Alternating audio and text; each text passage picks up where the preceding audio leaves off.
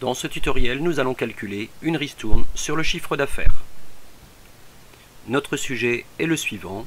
Un client a réalisé un chiffre d'affaires de 54 000 € TTC avec une entreprise qui va lui accorder une ristourne calculée par tranche de la façon suivante. Entre 0 et 5 000 €, 0%, de 5 000 à 15 000 €, 1%, de 15 à 40 000 €, 2%, 40 à 80 000, 3% et au-delà de 80 000, 4%.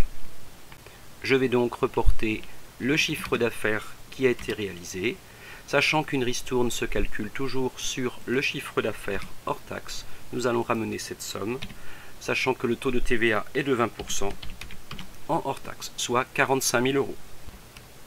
Nous pouvons observer ici que la quatrième tranche commence à 40 000 € et se termine à 80 000.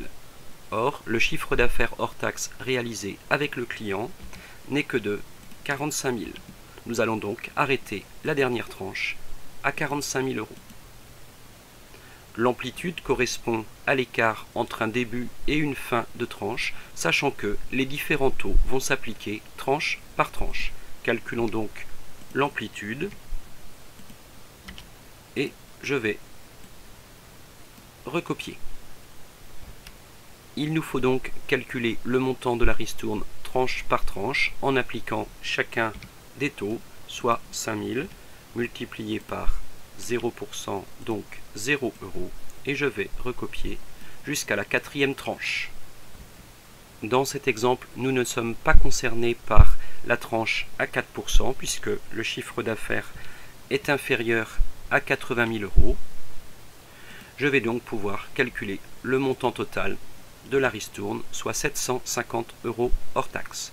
La ristourne est ensuite soumise à la TVA, au taux de 20% également, soit 150, ce qui fait un montant total de 750 plus 150, 900 € qui fera l'objet d'une facture d'avoir.